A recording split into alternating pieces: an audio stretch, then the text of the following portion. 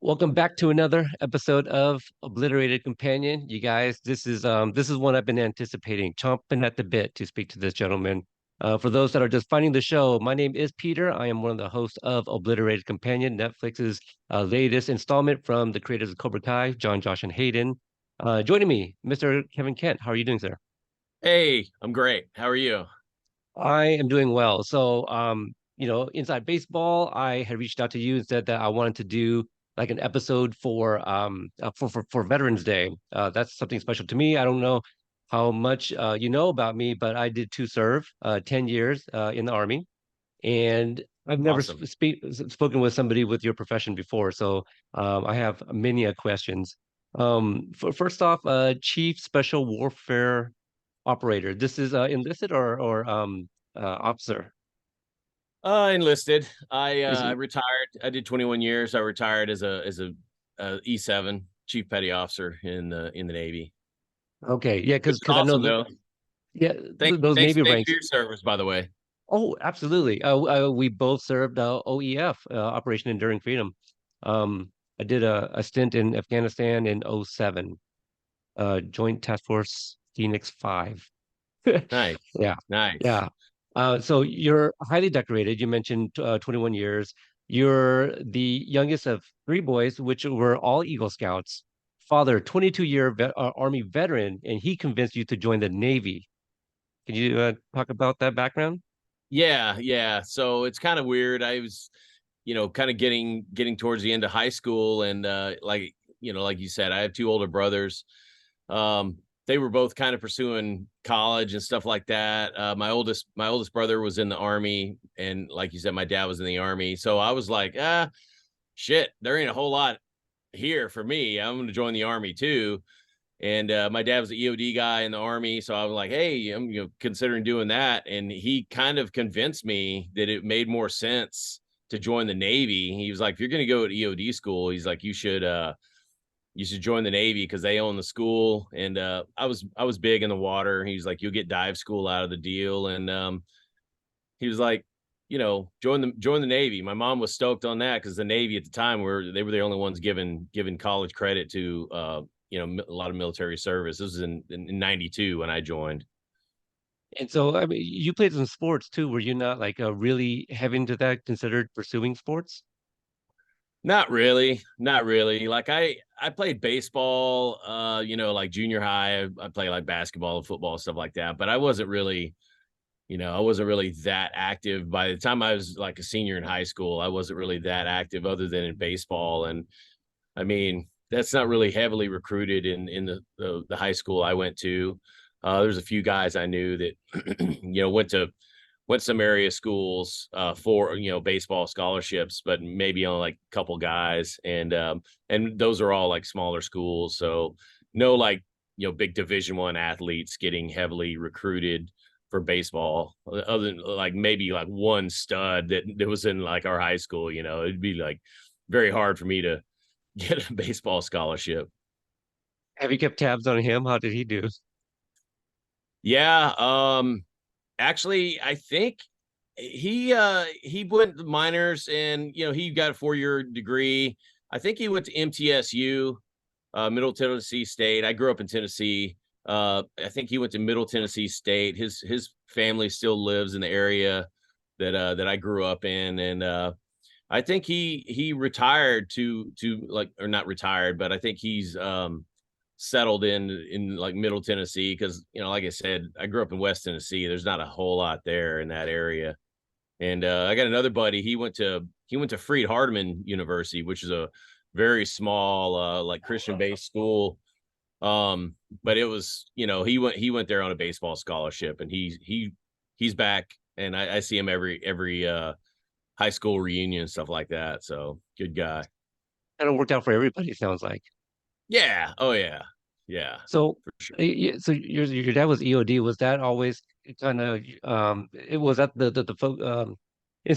in terms of specialty? Because I know that the Navy is a very technical branch as well because of the jobs, and a lot of their jobs can transition to the civilian world. Was EOD was always what you wanted to do? I I didn't really have a big clue as to what I wanted to do. Like, I wasn't a very good student. I wasn't really good in school, and not to say I didn't make decent grades. I think more than anything, I just really wasn't challenged very much in high school, and kind of took minimal classes, and had no clue what I wanted to do after high school. And it was one of those kind of epiphanies. I came back like for the second semester my senior year, and all these people were like, hey, I got into this school and I got into this school. And, hey, what are you doing after high school, Kevin? I was like, gee, I have no idea. I haven't even thought about it. It's like one of those things. And I really started thinking about what was in the area, and most of the industry had left, the town I grew up in the mid to late 80s. So there wasn't a whole lot of stuff in that area, unless you're going to either be a farmer, go to school, come back and like try to be a teacher in the community. There's really not a whole lot of, jobs, unless, you have somebody that's, going to vouch for you to, go do something like, work in the postal department or post office, or, work at UPS or something like, there's not a huge industry in that area. And yeah, so I really started looking more towards the military. And once I started kind of doing that, I mean, there's a bunch of dudes I went to high school with. They were all looking in this, guys are going into, the Marine Corps, and, several guys I went to high school with, ultimately went in the National Guard and stuff like that. And, you know, really it was just kind of spur of the moment. I'm like, all right, I got to figure out what I want to do. And that's ultimately I wound up looking towards the Navy side based on kind of what my dad uh recommended. And once I started looking into that, the Navy recruiter let me in on a secret that, I wasn't going to be able to go to EOD school until I was an E5 in the Navy, and that's kind of their deal. So you can be in the pipeline, but you really can't commit to the school until you advance in rank. And he was like, "Hey, we got this other thing called Navy SEALs," and hits me up for that. And I was like, "Oh man, that sounds pretty cool." He's like, "Yeah, instead of disarming other people's bombs, he's like, you just you swim up and place your bomb under a ship and swim away." And I of course proceeded to go home and watch the Charlie Sheen Navy SEAL movie. It was like, "Oh man, those guys are badasses," like, this looks cool. So that's kind of where I went with that. Yeah, the thing with recruiters, they just want bodies, right? Like they're not Oh, not for a lot sure. of them Yeah. are really looking for your best interest. And that's, I don't want to knock on it's not all the recruiters, but some. I Oh, just for I sure. feel maybe I would have had a better trajectory if I had one that was looking out for my best interest. Like I think he was just trying to get me the easiest stuff so I can, like, well, that sounds easy. I'll sign up. Like I wish I had Oh, done something more absolutely. badass. You know. Yeah, yeah. I mean, there Um, were there were a ton of dudes I went to like boot camp with that were, and everybody I went to boot camp with was either trying to go, SEAL, diver, EOD. And I mean, there were dudes in my company that couldn't even swim. They're like, "Oh, you'll be fine. They'll teach you how to swim. They'll teach you how to do all that." And it was like the company commanders were like, "You got to be kidding me! Like, what is going on?" I know that you have about 9 combat deployments under your belt. How difficult was it being away from the family? And I did read that you kind of credit your wife for being the glue. Yeah, yeah. You know, it was kind of weird. I actually met my wife right before I deployed my very first time. I was living in Pacific Beach in San Diego, and she lived across the street from me, which is where we first met. And dated a little bit before I deployed the first time, which was in about 97. Kind of dating myself. But came back from that deployment, and then we kind of got a little bit more serious, and ultimately um got married right after 9/11. So we didn't get married. We dated for a while, didn't get married till 2002. So my first, even though I did some small real world stuff, like my first and like third, fourth deployment, the bulk of my combat tours were 2003 to 2011, being in Iraq and Afghanistan, stuff like that, OEF, OIF, and um, so in terms of being away from home, I guess it was kind of like how our relationship was kind of built. I guess it gets a little bit harder, once you bring kids into the mix, because the kids, even though the kids kind of used to it, that's really all they know is like, oh, dad's gone again.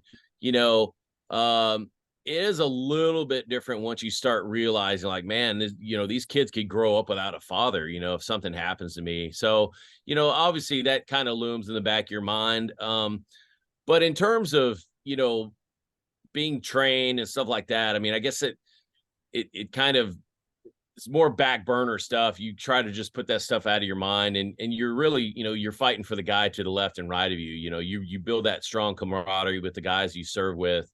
And you pretty much, I wouldn't say you feel invincible. You always have that looming, feeling like something could happen to you. But for the most part, we kind of rely on our training and stuff like that, and kind of just let nature take its course.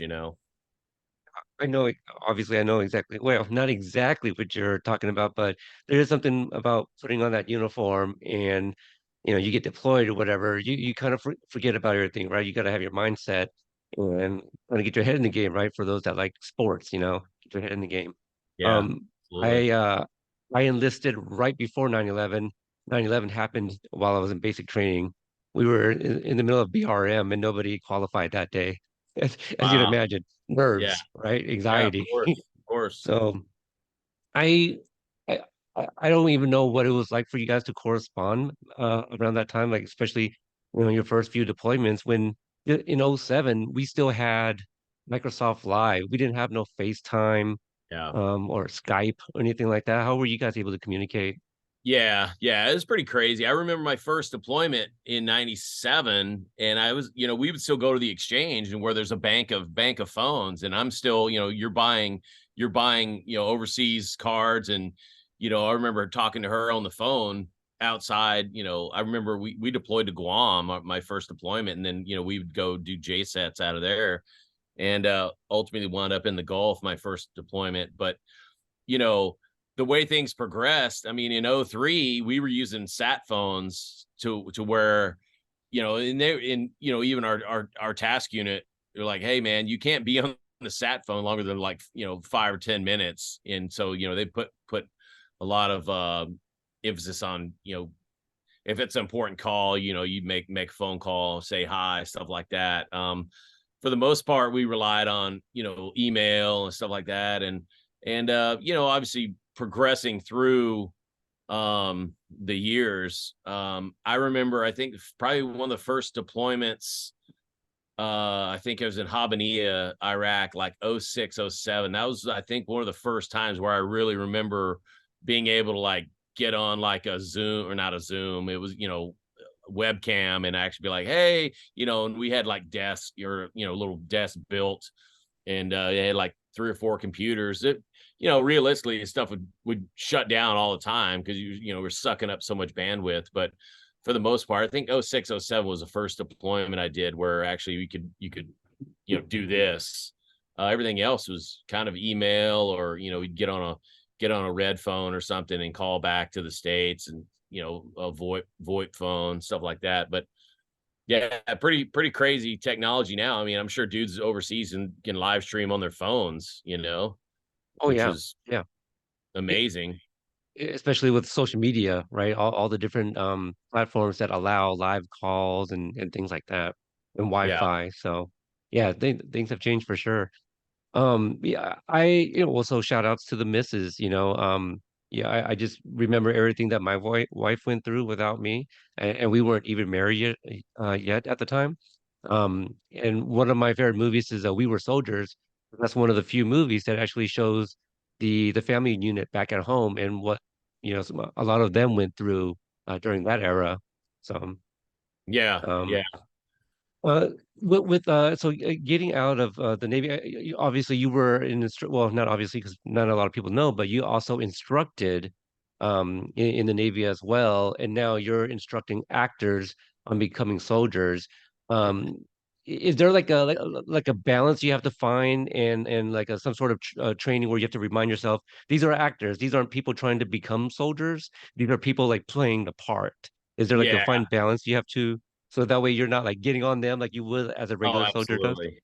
Absolutely. It's I've learned that through the years, and a big shout out to a couple of guys who mentored me in the industry. The one of the guys who brought me in is his name's Harry Humphreys, and he was an old Vietnam SEAL who first got his start working with Jerry Bruckheimer and Michael Bay on the movie The Rock in the 90s. And actually they used real team guys, real SEALs who were those guys that were in that film were my instructors when I was going through buds. I went through in 94, 95 when they were making that film. And so Harry brought me in. One of the first shows I did with him was a movie called Red, um, with Bruce Willis, John Malkovich, and then proceeded As a to mirroring. yeah, exactly. Did a bunch of the did Transformers 3, 4, 5.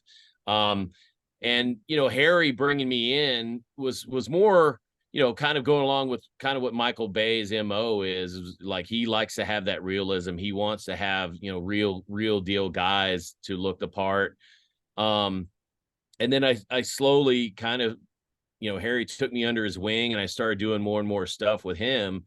When I first retired in 2013, we just filmed Transformers 4, which was the first film that Wahlberg is in, first Transformers film that Wahlberg is in.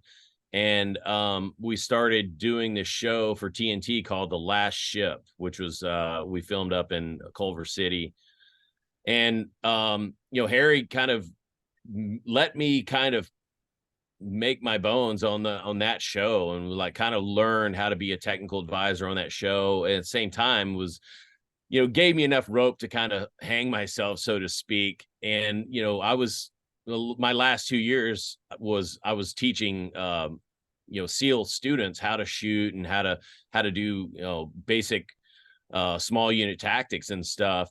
And obviously talking to a an actor is drastically different than talking to a bud student. And that's some stuff that I learned from Harry and another mentor, Keith Willard, who was the stunt coordinator on that show. I remember a couple times I'm giving instruction to a guy, one of the actors on the show, where he runs up the stairs and he's clearing a building, and he goes to find like a sniper final firing position. And I run him through it. I run him through the whole thing, and I'm like, yeah, do this. I'm like, you're doing a really quick clear of the area. And then I have him, okay, we're rehearsing. We rehearse the whole thing. And he comes up and doesn't do the best job. And I was like, instead of, praising him for the job he did, I was like, yeah, no, that was horrible.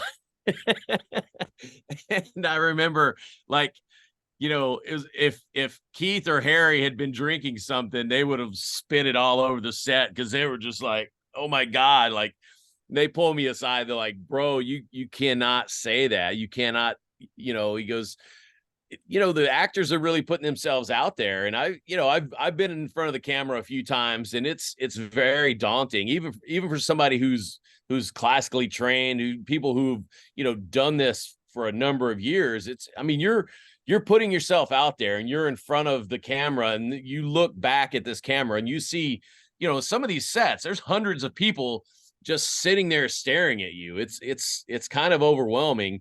And to have somebody critique you and just be like, bro, that was horrible, that was like not good at all. Like it diminishes your capacity to kind of to think sometimes. And so, I've taken the criticism from those two individuals, from Harry and Keith, and be like, like, hey,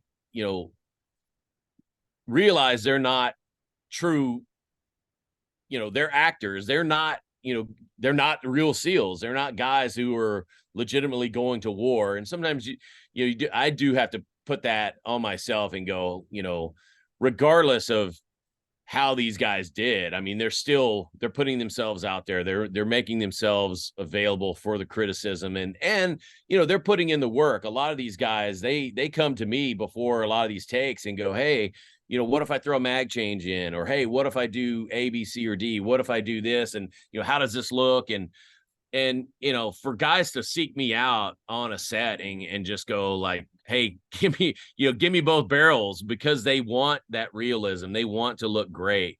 And so I did have to kind of take that, and I had to learn how to speak intelligently and intelligently critique an actor, because like I said, there's, as being in the military, it's a whole different animal. I could just start throwing acronyms at people that haven't been in the military, and they're gonna just you'd be like a deer in the headlights, be like, I have no idea what you're talking about. So I have to kind of bring things down to where, regardless of who the guy is or who the actress is, I have to explain it to where it makes sense on their level. Not to say they're any less smart than I am or anyone else, but the first time I was on a film set, it's a lot the same way. Like people would be like, hey, go find a PA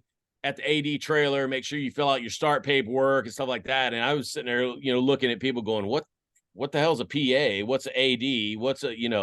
It's a lot of different stuff that nobody really realizes until you've been there, and you're like, man, I have no idea what any of these acronyms mean or what any of this stuff means. So pretty funny.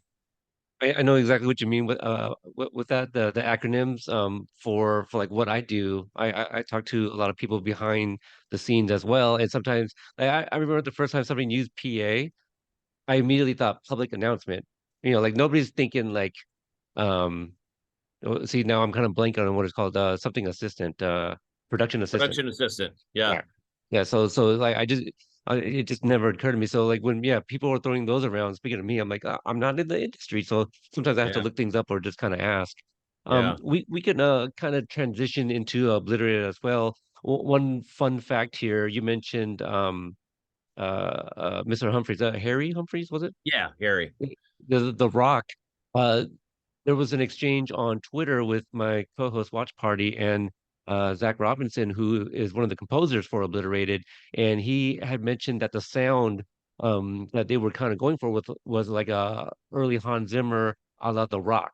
Oh, So nice. there's a bit of a connection there. So That's funny how awesome. that little kind of full circle a little bit. Uh, so you've worked on a few things. I just kind of want to throw these out. You mentioned Transformers.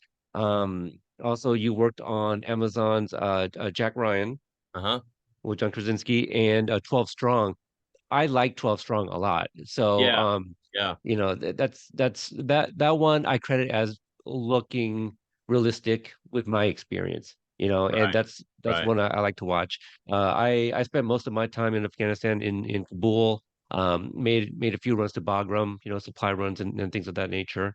Yeah. Um, how did you book the job for Obliterated? Uh, weird, actually a very weird scenario. It kind of fell in my lap. There's another uh SEAL team guy friend of mine. His name's Mikel Vega, and he did Transformers 4, he did Transformers 3 as well. And he had worked with John and some of the other guys on, I don't know what the project was. It could have been Cobra Kai, or it could have been something else. But they knew Mikkel from something else, and they were trying to get him to come on as the military advisor. And he had too much stuff going on. He's been directing a lot of stuff and producing a lot of video game based stuff, doing mocap and a lot of stuff like that. And so he actually called me out of the blue, which is very weird. I actually happened to be in Tennessee. It was between actually, I think we were filming season 4 of Jack Ryan in the Canary Islands. I was actually getting ready to go to the Canary Islands to finish up season 4. And Mikkel hits me up out of the blue, and like, we talk to each other every now and then, but like when a guy calls you out of the blue like that, I'm like, okay, this has to be something. Either either he's on set with somebody, especially like guys like us who work in the film industry. Um, there's probably a good 10 or 12 team guys that do similar stuff that I do, that do military advising, that do stunt work. There's a handful of guys that have gotten into writing, directing, stuff like that. So when those guys hit me up, it's one of those things like, okay, either somebody on set that knows me, there's somebody on set that's worked with me, or they have questions about something, or they have a job. And this happened to be a job that was starting up. I think this was in April when he called, and this job was starting up at the end of June, early July, and he couldn't do it. And so I connected with production. I believe I connected through Dina, and actually the UPM was I'm trying to remember his name. Good guy. They were already in New Mexico prepping. God, what is his name? Maybe you know who the UPM was. I'll think of it in a second. I don't even know what that title is. I know Uh Dina Hillier. Yeah. yeah, Dina is one of the producers. She's been with the creators as well. She's done a lot of stuff with Cobra Kai. I'm trying to think of the unit production manager, the guy that's kind of running production. Dina I'll think of it in a production second. manager.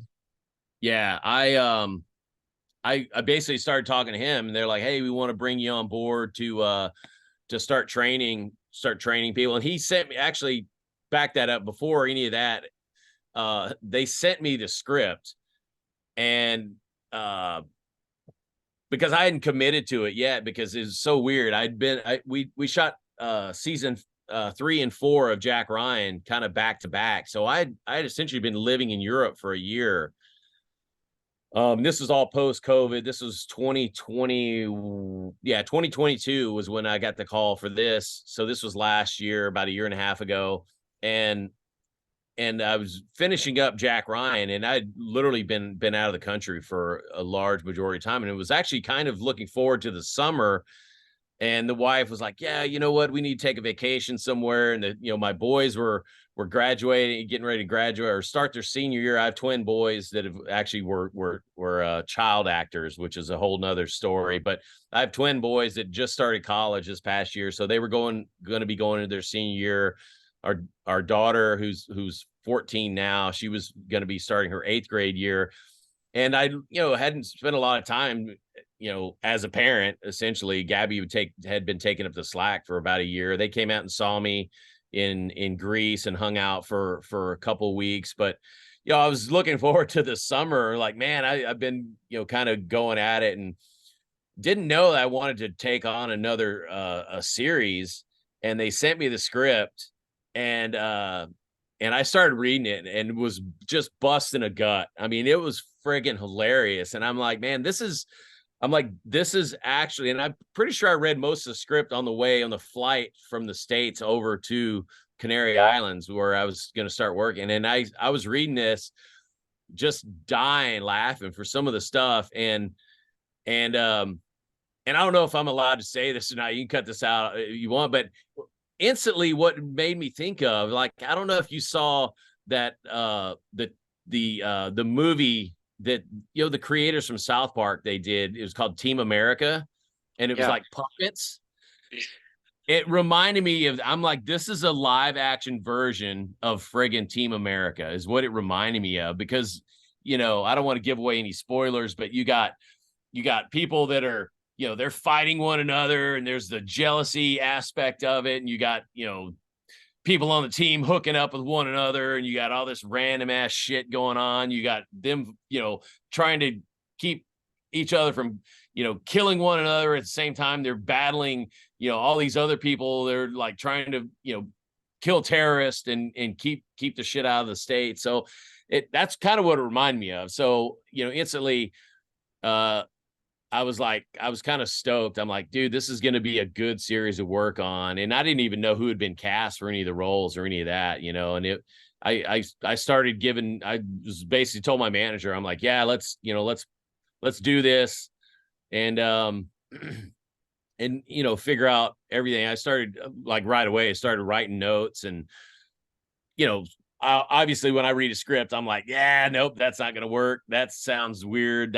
So I throw in. I always kind of put notes and stuff, but yeah, and that's kind of how it fell into my lap, and I had a blast. We filmed from essentially I started working in at the end of June, and we went until the end of November, right before Thanksgiving.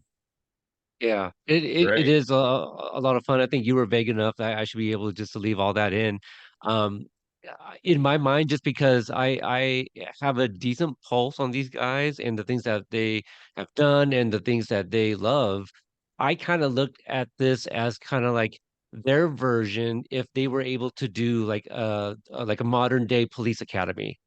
you know, Yeah, like like something in that vein, all the nudity and all the hijinks, the shenanigans, but this is military versus the police. So because I know they love the police academy movies as well. Um, yeah, you yeah. mentioned you got the script to kind of look over to make your decision. Did you get all 8 episodes or kind of like an outline of them all? So they only had, I believe they sent me the first five. Hmm. I don't think they had six completed. They gave me, I think I had an outline of six. I hadn't seen seven or eight. But the first five, I think, well, maybe it was first four. I think they sent me the first four. Maybe five and six were outlines, and seven and eight hadn't been completed yet.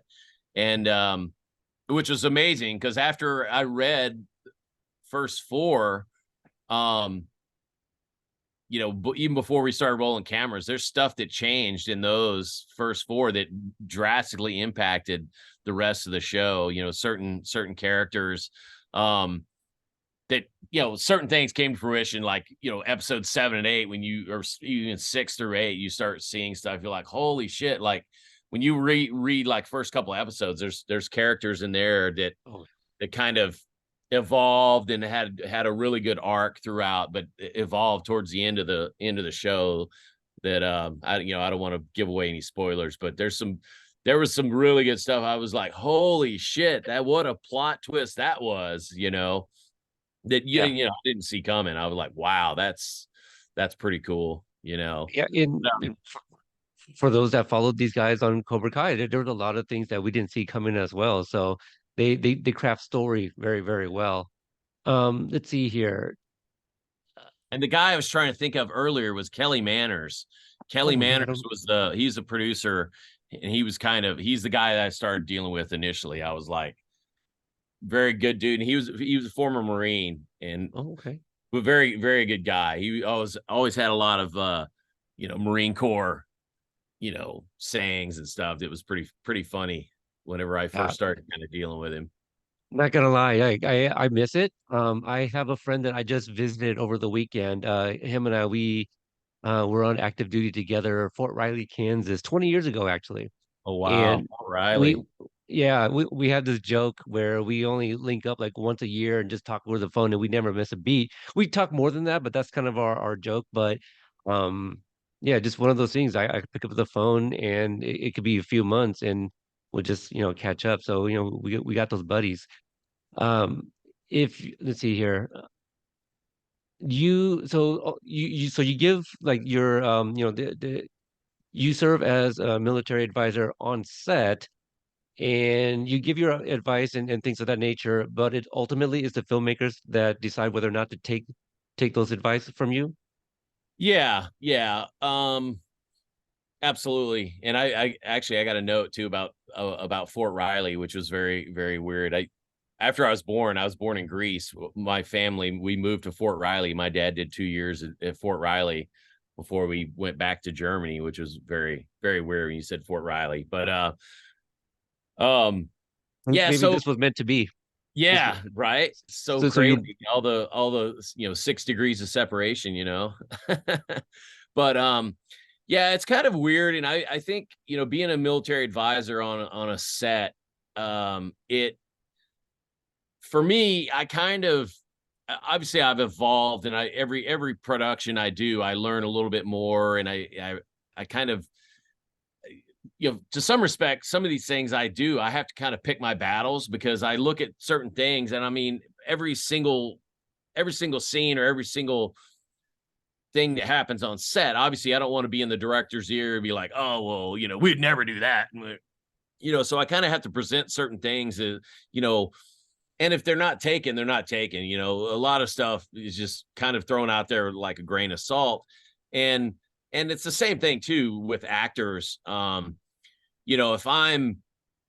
I'm nitpicking like with Nick or Shelly or any of the cast, I'm like, hey, if I go out there to him like, hey, your guns, your gun is instead of here, like maybe hold down a little bit. If I'm nitpicking to that degree, that means they're crushing it. That means I'm like just trying to make it absolutely as perfect as I can. But then there's a fine line between going out there and even saying anything to him, because I'm like, okay, I don't want him to start to think that I'm, like, oh my God, he thinks I'm doing it completely wrong. Whereas I'm just making small little tweaks, you know, and for the most part, if I say something to a director or something, it's something that it's going to have an impact on either the storyline or if it's just completely wrong, I'll be like, hey, that's, we would never say that, because there are times when I've taken the script,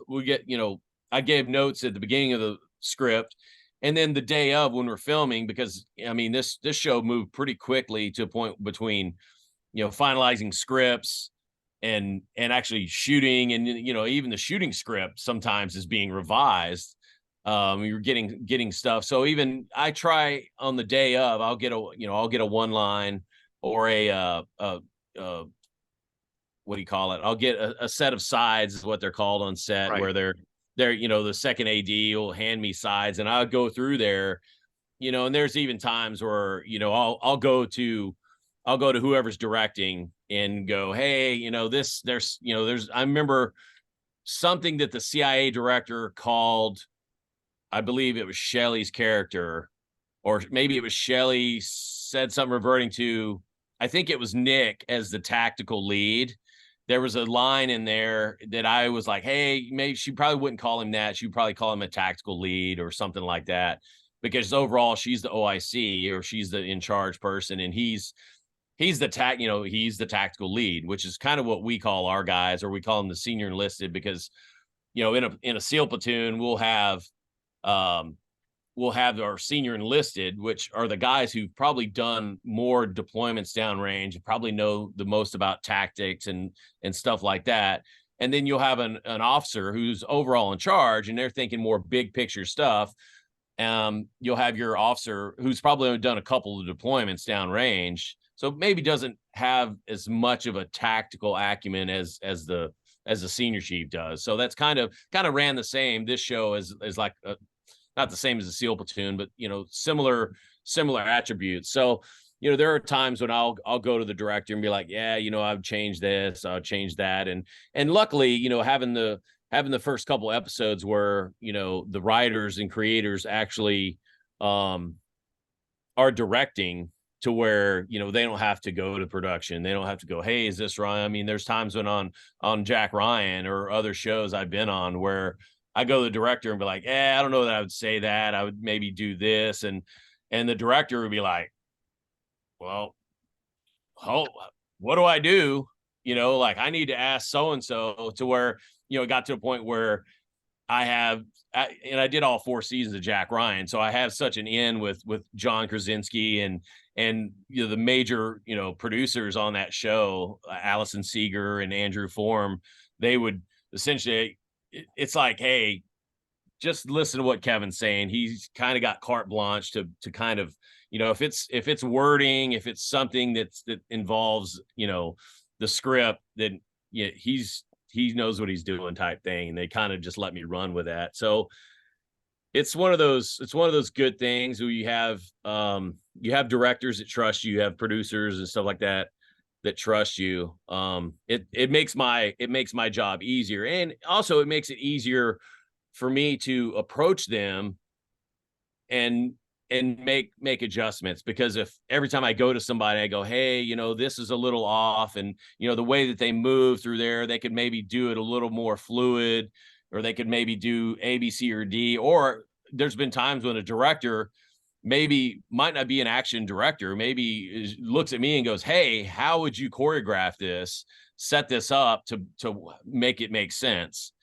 And then I'm talking to the DP and saying, hey, where are your cameras going to be? How are you going to shoot this? How's it going to be set up to where, and or if it's action stuff, I'm talking with the second unit guy or the stunt coordinator, stuff like that. So, when all the department heads are working in conjunction with one another, and everybody's kind of seeing the same thing, it really makes it really great on set to kind of, make it work, make it make sense. I hope that So answered the question. no, no, absolutely. I mean, and in all of that, you actually answered probably like two of my other questions too. So, so that helped out. Um, so I wonder if you can share your thoughts on a couple different things. One of which we do see in the trailer, and we brought this up, I believe, in the episode where we discussed the trailer. Did you have any input or thoughts on when you? I believe it's scripted, but they are using the muzzle of a rifle to stir a beverage. I believe because Yeah, in our episode, I said, I don't know if I would have allowed that. Like, I would have said, hey, get a like a rod, like a cleaning rod, yeah, yeah, yeah, maybe something like that. That's but just the idea of that, I'm like, what are you guys doing? Putting a muzzle, yeah, yeah. yeah. There were several things in the party scene. I think that's episode 2.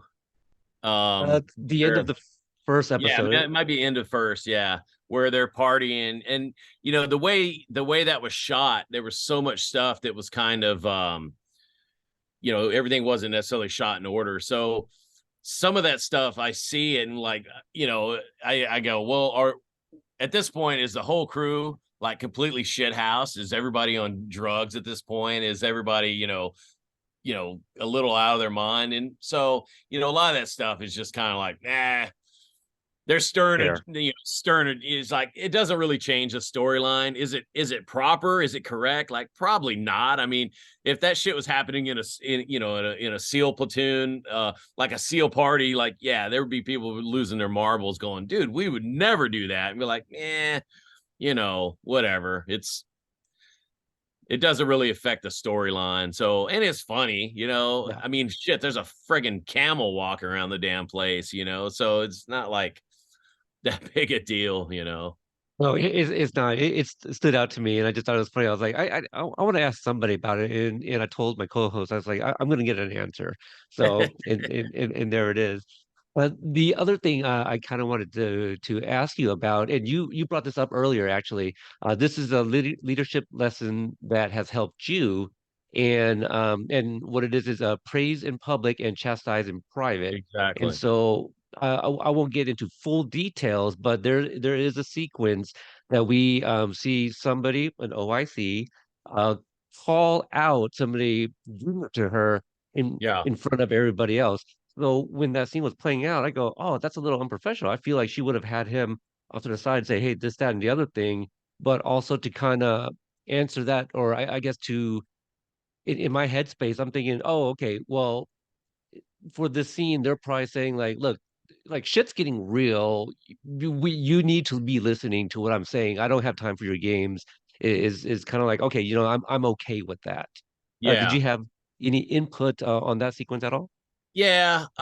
If I'm pretty sure it's the same scene we're talking about. I mean, there was a couple different times where um like Shelley's character, and there's some really great chemistry between Shelley and Nick, and where they're both kind of butting heads, because Nick probably sees himself as more the alpha, as the guy that's driving this train, but at the same time, Shelly, as the overall in charge, like she's the one that's kind of, he's driving the train, but she's steering the train. So she has to go, hey, look, I need to make small tweaks here.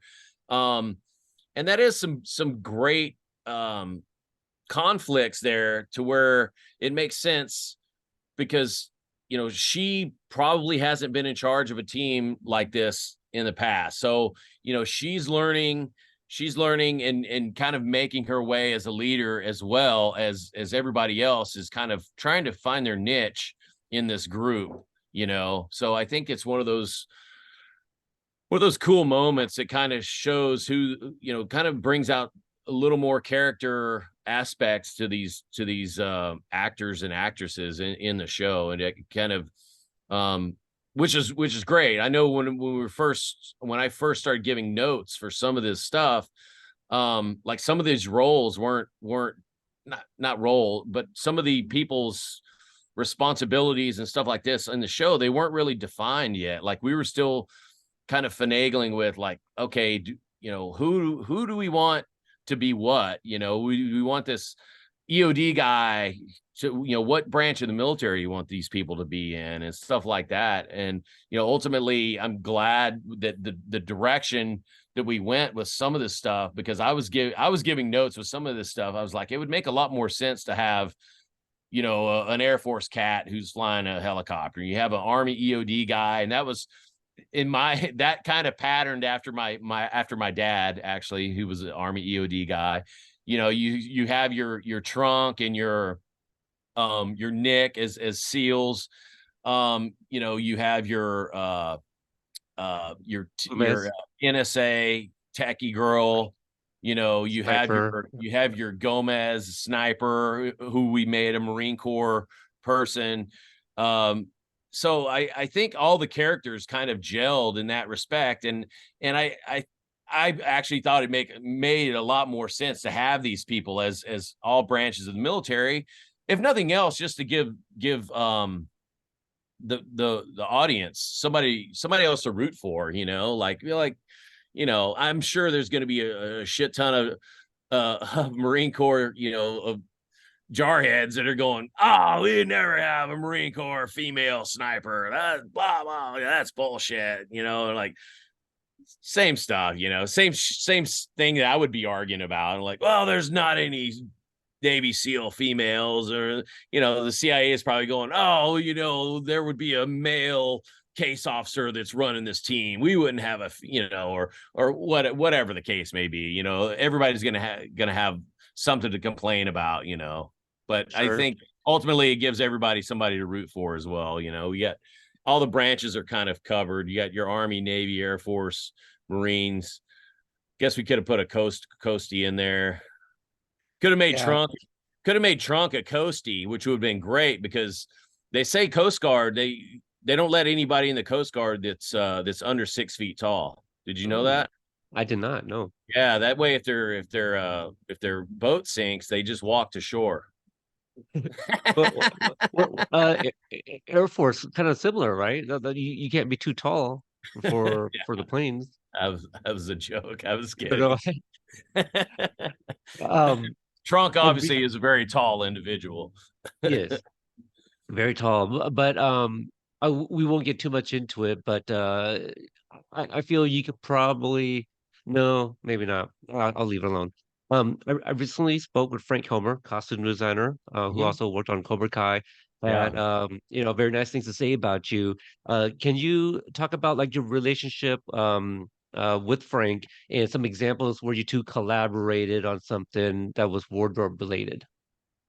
Yeah, Frank was great. The whole costume department was phenomenal. And I'd worked with Frank on another show, a pilot back years ago that never got picked up. But yeah, Frank was very easy to work with. He was, there were times I would make recommendations for certain things, and he would be like, yeah, that's good. And be like, yeah, we're gonna go this direction. Is that gonna change anything? And for the most part, he's got an eye. Obviously, he's the designer and he's the department head, and he knows what he's doing.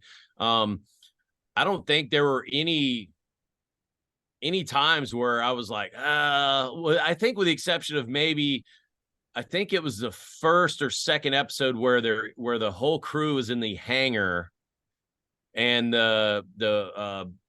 the CIA director is giving a spiel, and that's when Winters meets the team for the first time. I think for the most part, the only time where I was just really like not really going crazy, but making sure that the uniforms were good, because we had members of all the military kind of represented there. We had dudes in flight suits, we had people in Army uniforms, we had people in Marine Corps uniforms, we had people in Navy uniforms, and various stuff throughout there. And obviously, it's hard to nitpick certain things. I mean, for example, you had Gomez was in like a working uniform, and she had like earrings and purple hair, which is Uh, like, oh my god, yeah, and like a Divine, shaved, yeah. shades. Same thing with Trunk. I remember there were times, I think it was that same scene where he comes in, he sits down, he's got two great big earring, diamond studs. Oh, really? And I was like, I'm like, maybe just take those out, just little things like that. Where obviously that's not necessarily, the earrings aren't necessarily in Frank's wheelhouse, but for the most part, just putting everybody together there, and really, I think we worked great together. Like, Frank is awesome, and for the most part, he would bounce stuff off of me, I'd bounce stuff off of him, I never really saw anything that was just glaringly inaccurate either. Even with uh like Maddox's guys, and I play one of those goofballs in the on the show, where we're all wearing gray, like this gray uniform. And actually, I want to say that was the same uniform that we used in like Transformers 5. I think I wore that exact same, not the same uniform, but the same style of uniform. And where we play I don't even know what the name, the TRF, Transformer Reaction Force, or Transformer something. Anyways, that was in like part 5, where I'm wearing I have to send you a picture, where I'm wearing like a gray uniform, almost look the same. And I think on there, I was trying to roll up my sleeves, and one of the costumers was like, nope, sleeves down. Like, I was like, okay, no worries. But it was pretty good. And like, yeah, I love Frank to death. He did an awesome job on the show.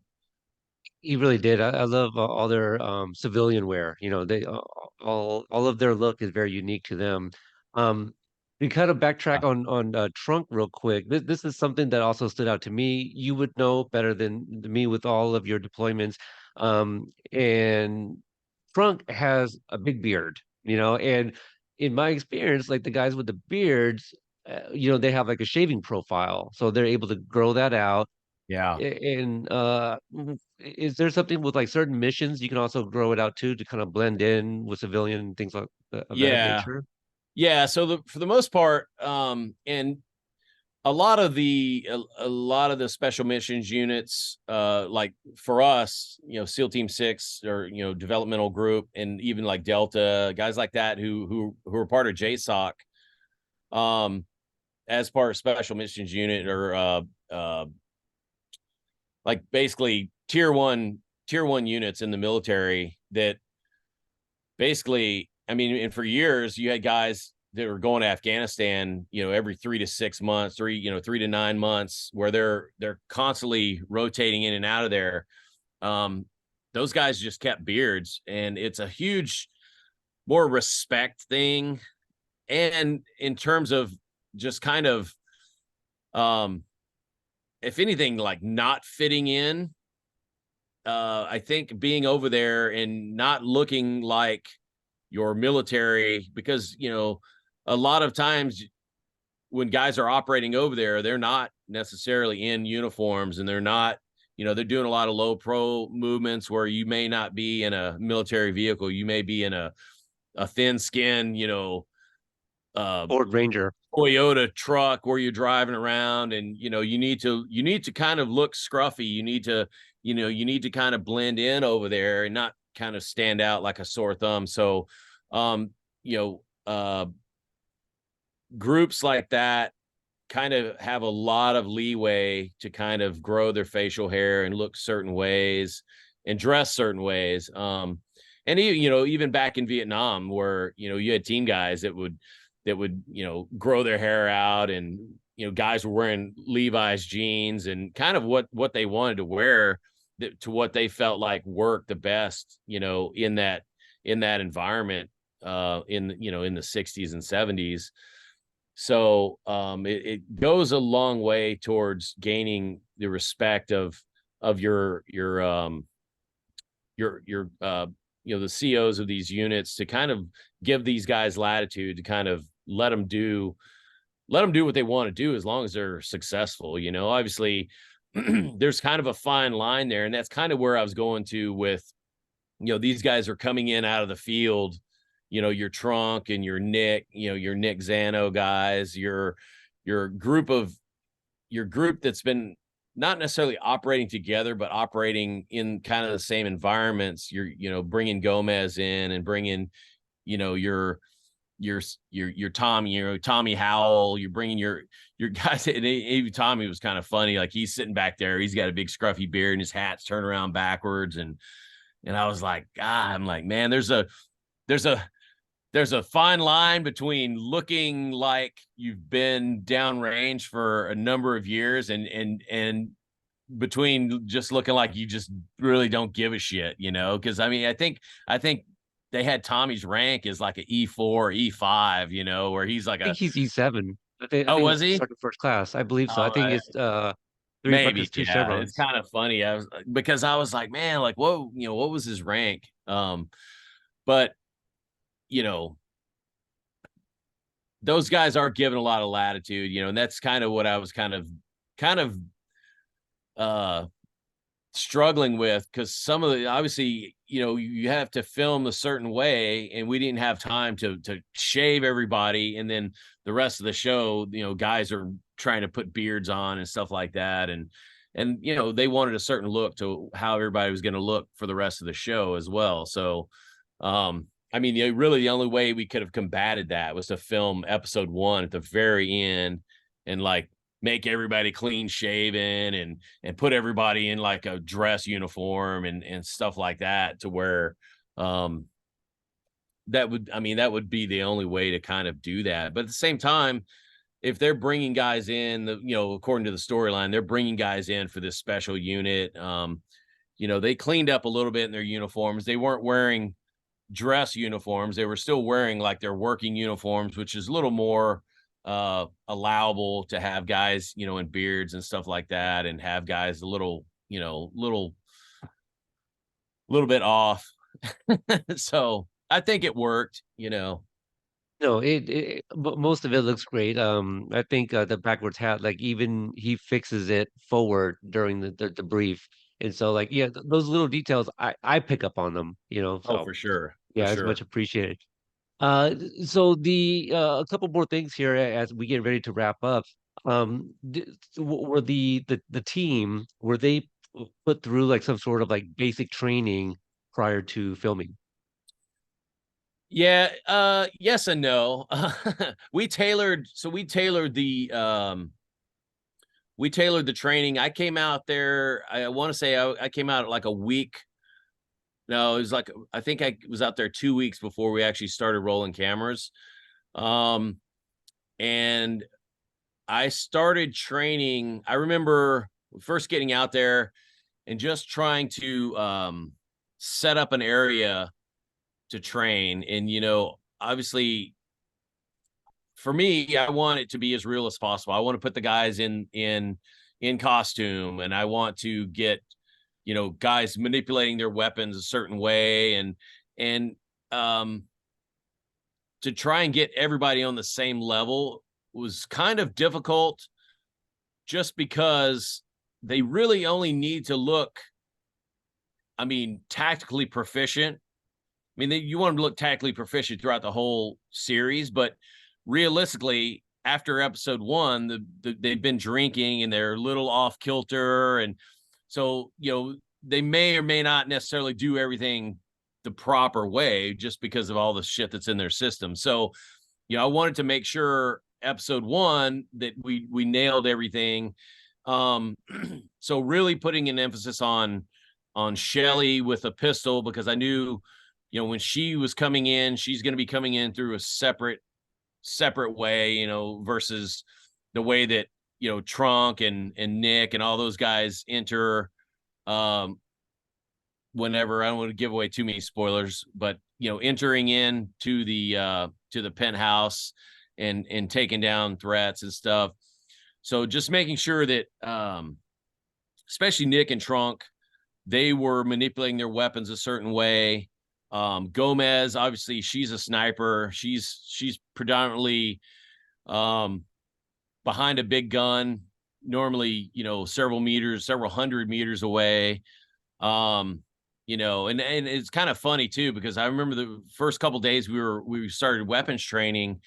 We started off with pistols, and Tommy was there. C. Thomas Howell, who's a great dude, and he's kind of like, hey man, like I've done some training and stuff before, and he's like, not. He goes, and I'll do whatever you want me to do. He goes, but dude, I'm not really holding a gun in like any of this stuff, and I kind of, and I was like, you know what, you got a really good point. You're really not like and I was basically like, dude, you can go do whatever you want, with the exception of we shot some live rounds downrange just to kind of let everybody know kind of how that felt. We had everybody doing that, but for the most part, the biggest emphasis in getting all the guys dialed in, Shelly, Trunk, Nick, and I keep calling him Trunk instead of T, instead of Terrence.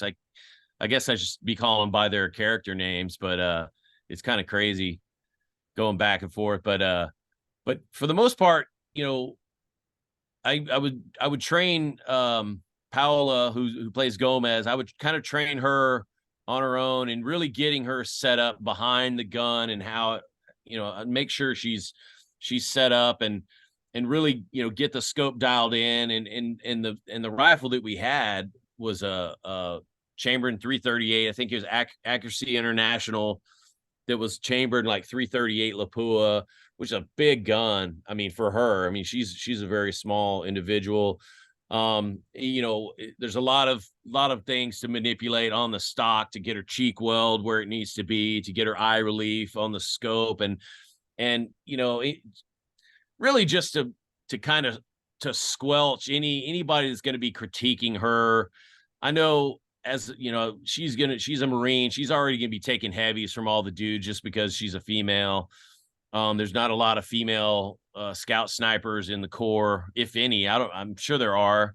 I'm pretty sure they allow females to go through the scout sniper course now. But they have to overcome a lot of adversity just simply because they are female. And so I wanted to make sure Paola was dialed in as much as possible. She, anybody that knows anything about snipers is like, consistency is key. You want to do it, everything needs to be the same every single time. You want to make sure your cheek weld is the same spot. You want to make sure your eye relief is the same. You want to make sure, everything you do, your grip is the same. Like every time where your trigger finger falls on the trigger is the same every single time. And so everything is consistent. So, we would practice and, put her on a mat and behind the gun and making sure her body's lined up behind the gun to absorb that recoil. Everything was perfect. And even Breathing in too. terms of what's that? Breathing too. Yeah. Pull the trigger Everything. when you exhale. Yeah. So it's just really maintaining that level of consistency. And then, with Trunk with T and Nick and everybody, once we get to that target where we had to start clearing rooms and stuff like that, that was a little bit more on the day type stuff. Like, hey, this is how we're going to choreograph it. And this is how we're going to move things in. Somebody will pull the door open here, or Nick will kick a door open or pull a door or clear stuff here. That was more like on the day type stuff. And, that's a testament to our stunt coordinators and directors and everybody involved, like basically just look at and go, hey, what makes the most sense? Where are cameras going to be? How can we make this look the best for camera? Obviously we want everybody to be badass on film. And so, you know, I guess in answer to your question, we trained off and on, and it was mainly smaller groups. Like I would pull, I would pull Nick aside and go, "Hey, let's go through." And it was Macy's like, "Hey, drawing pistol," and he's a lefty too, which kind of makes everything a little bit different. So he would draw from the holster every single time. We'd go through, keeping things a high ready, or having his weapon, or transition his primary weapon, moving it with his right arm and pulling his pistol with his left hand, and going through all that stuff. Um, kind of almost just um one-on-one instruction, because for the most part, those guys were all in different scenarios, having to look badass. Yeah, no, that's a absolutely a good point. To wrap up here, I have something little fun. At least it's going to be fun for me. Um, so, excluding projects that you have worked on, do you have a favorite movie that just got the look right? The military look. And then on the flip side of that, is there one that just drives you crazy when you watched it or watch Oh it? man. Like, oh God, this, that, and the other thing. There's a movie called Basic with John Travolta and Yeah. Samuel Jackson, and there's a flashback sequence, and I'm forgetting what his rank was. Something like an E8, and he's Yeah. wearing an E4 rank. I'm like, Yeah. and they're calling him sergeant and things like this. I'm like, but specialist rank, so Yeah. that is one that I always go to that I feel for whatever reason some of the uniform was just wrong. You got some of those examples? I do. I think one of the number one films, that one of my favorites that I'd never worked on. However, my mentor Harry, he did Black Hawk Down, Yep. which was they got that right. Um and I mean, I could probably I could probably come up with a million different scenarios in terms of like things that were wrong. Um Like, I know one thing that, it was just on the tip of my tongue. One of the films, it was, Hacksaw Ridge, which Oh, is fairly recent, Eastwood. No. and it was Andrew Garfield. yeah, yeah, Okay. which it and maybe this was how things were in the, during World War II, but Vince Vaughn is his drill instructor, and then he winds up being like his, you know, first sergeant in the company later. And that was one of the things I was like, why wouldn't they cast two different guys to play those roles? Because anybody that's gone through boot camp knows, is like, dude, you go through boot camp with a whole different group of guys, and then you're separated. You all go different ways, and you're certainly not going to have the same company commander that or first sergeant that you had once you meet all your objectives, going down range. I mean, you're not going to have the same guy that was your company commander in boot camp. Trying to think of some more war movies that I saw that were just like really weird. I mean, I think in recent years they've really got it right. Like when you were talking about the Mel Gibson film, We Were Soldiers, that was phenomenal. Even down to the uniforms were just, I mean, extremely, everything is just perfect. How those guys dressed, and even, you know, as weird as uniforms were back in Vietnam, like, the guys wearing their starched greens, and they had like a black and yellow, US Army name tape, and then their name was in like white or Yeah, something. white. It Yeah. looked weird. That was like how it was back then. I'm trying to think You of some other films. I didn't even think about this, but like, yeah, the white tape on the uniforms back then. There's a reason they don't wear like that's why we have subdued ranks on the Kevlars is so they're not as visible to like snipers Right. or anybody Yeah. out there. So yeah, I didn't even think about the name tapes. Yeah. Which is kind of weird. I know somebody brought that up in when I went through sniper school. Somebody brought that up about there was a group of cops that were being targeted, and I don't remember where the cops were, but I want to say they were part of the sheriff's department, and they were wearing tan uniforms, but the pockets on their uniforms were dark brown, and people were saying, dude, that's like a natural like bullseye because Yeah. it's a different color. It's like easier, like if somebody's trying to get a bead on you, it's like, wow, that's I never really, never really realized that. I'm trying to think of some other films that, you know, like I said, I haven't really seen any films in the past where, you know, where you look at stuff and you're like, man, that's just horrible. I mean, there's obviously there's going to be films where you get little things, you're going to get things wrong. Um, but it's like, I can't really think of anything that was just glaringly bad. Um,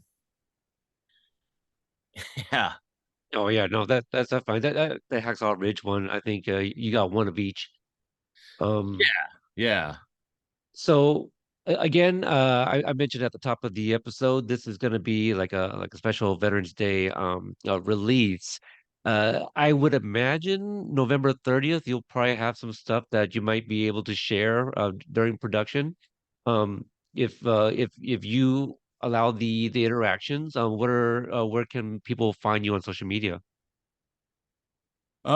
So most of my stuff I do on social media, I do Instagram, the real Kevin Kent on Instagram. I have a website. It's either therealkevinkent.com or I have k-squared dot cc is the website for K Squared Incorporated, which is the A bulk dash of. squared dot Yep, cc. k-squared.cc. That's where most of the stuff I've done in the film industry, so I'm sure some of that stuff needs to be updated. Um, but yeah, I post the real Kevin Kent on Instagram, and I also I have the real K Squared on Instagram as well, but I basically just mirrors what I do for the real Kevin Kent. So for the most part, that's it on social media. I have a Twitter account, but I don't really, or X, I guess it is now. I don't really get on there too much. Um, but yeah, I'm looking forward to Obliterated coming out. I've only seen the first two episodes, so to see the next six, I'm going to be stoked. I'm anxious kind of see how it all comes out, and that's really kind of the labor of love for me. Like I enjoy, there's a bee flying around my head. That's the thing for me where it's very rewarding in terms of, especially if I have directors and stuff that put that faith in me to go like, hey, how would you set this up? How would you choreograph this? And that's kind of my my job well done, my job satisfaction when I see something on camera or something that comes out as a finished product and it looks great and everything is good. And I'm that's my pat on the back, and I do feel like most of the stuff I don't want to sit up here and say everything I've done has been phenomenal, but I want to say that some of the things I've done in the last several years, like we did a episode of Bosch Legacy, which is the last episode of season one. We choreographed a whole bunch of stuff for a a flashback scene when Bosch was in Afghanistan, which that was all really good. And then obviously I'm very partial to Jack Ryan that I did all four seasons on, which I have a great relationship with that whole crew. And I thought that season or that series came out really well. I wish it was still going, but that was a great series to work on and kind of put a lot of stuff together. Yeah, I mean, I'll tell you what, episodes 3 through 8 look amazing. So yeah, can't wait for you and everyone else to watch it as well. Yeah. For Yeah. those that want to follow me on social media, you can follow me on Instagram at Obliterated Companion, on X/Twitter, Obliterated Pod. So thank you guys for tuning in, and we'll catch you guys next time.